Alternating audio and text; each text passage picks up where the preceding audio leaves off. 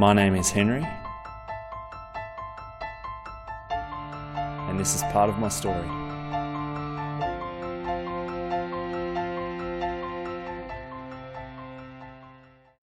We all have a king, something that we live for, that rules us, something that we look to for hope and fulfillment. It might be another person, it might be a thing, a job, money, or security, comfort. It might be ourselves. I grew up in a Christian home, always went to church as a child, and I never remember a time when I didn't believe that God was real and I didn't believe that what the Bible had to say was true. And that was something that I learnt about growing up, but I don't think I fully understood what it really meant and the implications of it. Now, when I got to high school, I was still part of church and gathering with other young people on a Friday night, learning about God. And I came to understand more that if this was real, if what the Bible had to say was true, then that mattered. That mattered for my life, that mattered for how I live, and that mattered for this world. I think at that point I'd always been a good person. On the outside, you know, I did the right things, people liked me, I was nice, I looked like a good Christian living a good life. But the reality was, particularly in the last year or two of high school, that on the inside I was trying to live life my own way. I wasn't letting God be in charge. I was trying to be my own king and doing it for selfish reasons, living in a way that suited me best.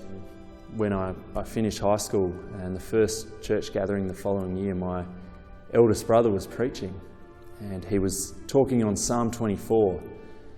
And the start of that psalm says, "The earth is the Lord's and everything in it, the world and all who live in it." My brother was saying that God made everything.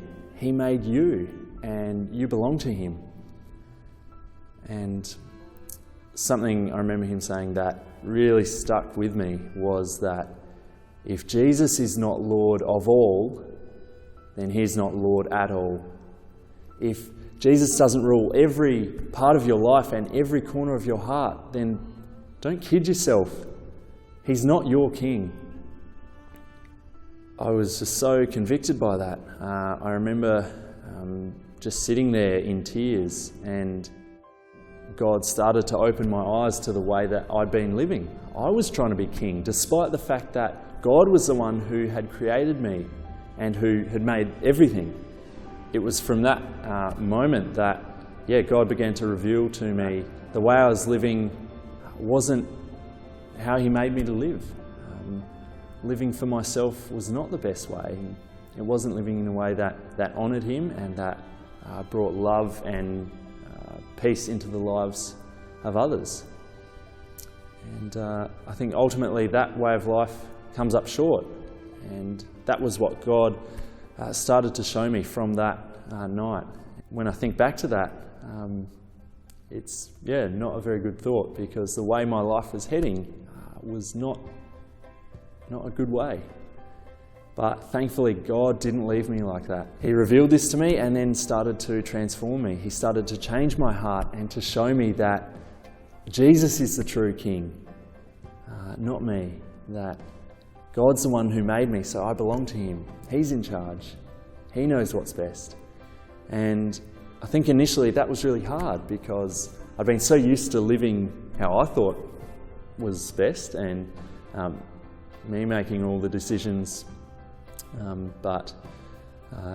God worked by His Spirit to change the course of my life, really. Again, from the outside, people probably wouldn't know that compared with how I was living before, but on the inside I could see that my motivations, my desires were selfish and not focused on living for God.